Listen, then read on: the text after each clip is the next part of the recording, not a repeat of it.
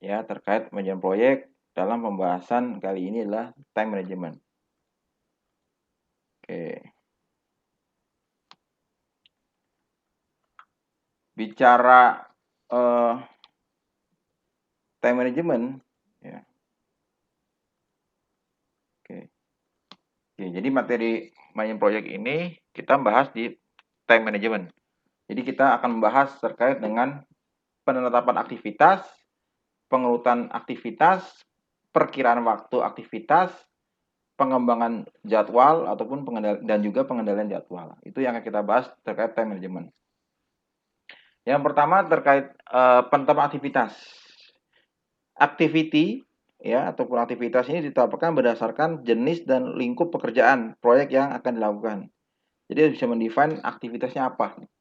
Terkait proyek jaringan berarti beli barangnya dulu atau mungkin setup, konfigurasi, testing, kemudian tarik kabel ataupun adapun pemasangan dan sebagainya itu harus di-define aktivitinya dulu.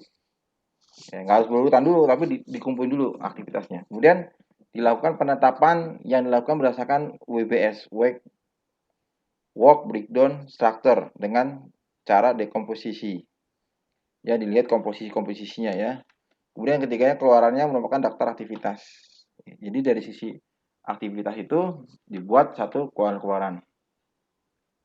Nah, kemudian setelah kita dapat mendefinisikan stakeholders, baru dibuat pengurutan. Ya, pengurutannya di sisi kita bagi 3 ya, terkait masukannya dulu, apa ya kegiatan yang menjadi trigger awal, menjadi masukan. Nah, disebut data aktivitasnya, terkait diskusi produk, ataupun hal-hal yang menjadi trigger aktivitas dimulai.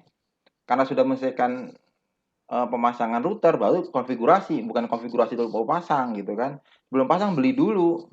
Beli bagaimana nggak order dulu. Kalau order nggak nyari vendor dulu kan ada urutannya. Nah itu disebut dengan pengurutan aktivitas. Kemudian ada alat bantu ini terus untuk membuat satu pengurutan aktivitas bisa pakai PDM, Precision Diagramming Method, ataupun Arrow Diagramming Method, EDM.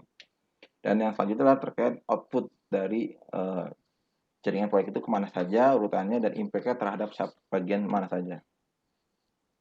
Nah, daftar aktivitas harus mencakup semua kegiatan yang dilakukan di proyek. Jangan sampai ada yang ketinggalan. Deskripsi produk seringkali berpengaruh pada pengurutan aktivitas. Misalkan subsystem termuka. Ya, jadi pendefinisikan produk itu berpengaruh terhadap activity. Kalau activity-nya nggak sampai ke detail ini, kenapa activity-nya sampai detail itu? Nah, itu pengaruh hubungannya deskripsi produk dengan pengurutan aktivitas. Nah, PDM adalah metode pembuatan diagram jaringan proyek yang menggunakan kotak untuk mengakui aktivitas yang berhubungan dengan anak panah. Nanti kita bahas juga. PDM disebut juga activity on node, ya. EDM adalah metode pembuatan diagram jaringan proyek yang menggunakan anak panah memiliki aktivitas dan menghubungkan titik simpul atau node untuk menunjukkan ketergantungannya. Kalau kita mau masang harus beli dulu, ya kan? Kalau beli harus order dulu. Kalau order nyari dulu vendor. Kalau nyari order dulu harus beli dulu proyeknya, kan ada urutannya. Itu disebut dengan activity on a row, ya. Nah, ini contoh adalah terkait activity on a row. Pertama, anggap kick off project. Nanti tersebar dari sisi tim jaringannya, ngerjain apa, tim softwarenya, desain apa, tim ininya. Nah, jadi ketika activity I itu menunggu activity di D, D nunggu dari A. Nah, itu jadi saling terhubung gitu. Nah, kan kapan bisa jalan gitu kan. Contoh activity di J itu menunggu dari G sama H paralel gitu kan. Nah, itu juga harus diperhatikan ya. Itu sebuah activity on a row. Jadi kebayang seorang PM bisa ngatur ketika jangan sampai nanti anggap programmer masih nungguin desain, masih nungguin beli, dia nganggur. Nah, jangan seperti itu. Ngapain dulu nih? Apakah kita nggak bayar dulu atau mungkin dia kasih kerja yang lain dulu? Diatur timing ya sampai nanti ada yang idle, nggak ngerjain. Kan tapi kan dia salah nggak ya? Nggak salah juga lah, kan dia juga nggak dikasih dikasih tugas. Yang salah PM-nya dalam memberikan job ataupun timing waktunya, ya. Nah, atau bentuknya not kotak gitu kan, tapi ini sama ini kan tadi antara yang tadi dengan yang sekarang gitu. Nah, nanti teman-teman juga harus bisa membayangkan aktiviti apa tergantungan dengan aktiviti apa, ya. Bicara proyek kan begitu, ya.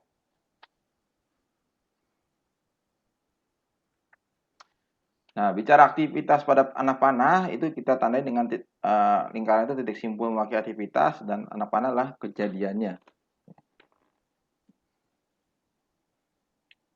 Dalam aturan activity on a round, setiap kegiatan hanya dapat diwakili oleh satu anak panah.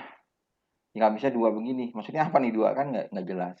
Tidak ada dua kegiatan yang ditunjukkan oleh kejadian sama, nggak bisa itu.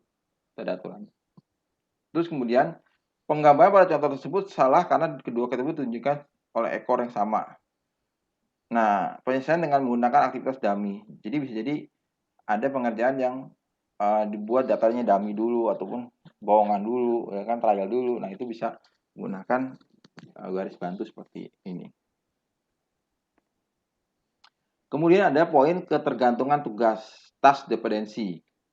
Ya, jadi bentuknya ada finish to start. Ketika di sana selesai, B baru mulai, ya kan. Jadi deskripsinya task B cannot start until task A finish. Ya kan, gimana mau masang router kalau belum datang barangnya, gitu kan.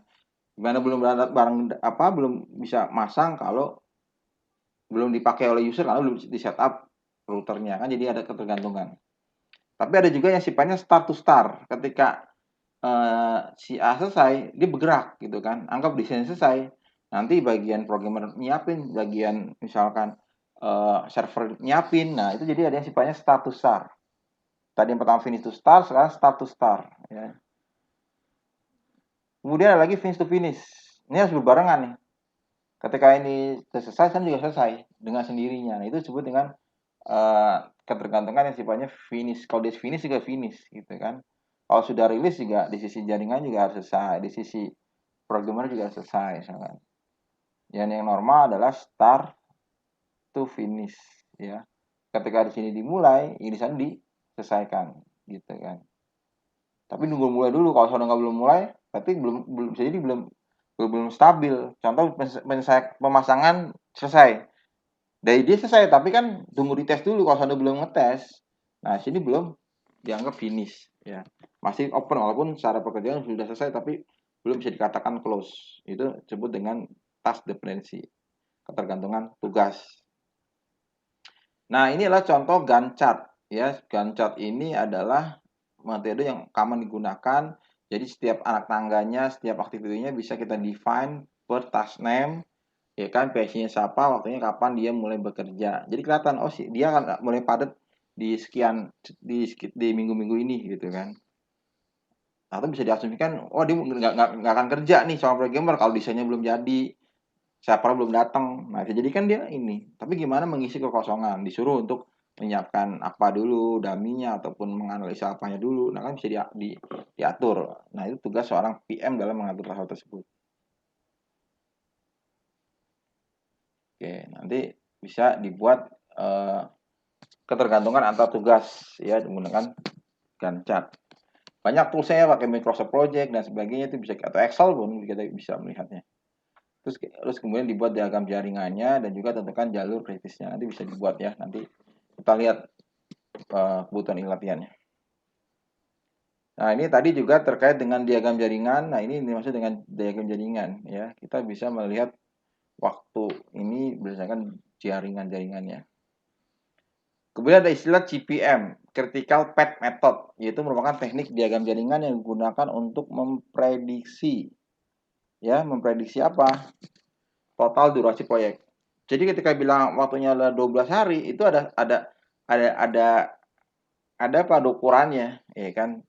Ada turunannya, misalkan programmer berapa hari, desainer bisnis analisa berapa hari, nah dan sebagainya. Jadi berdasar, nggak tebak-tebak buah manggis kan seorang PM, sebulan deh, tahu dari mana satuannya, cuman perasaannya dia doang. Kalau lagi cepet-cepet, kalau lagi lama apa sih itu kan.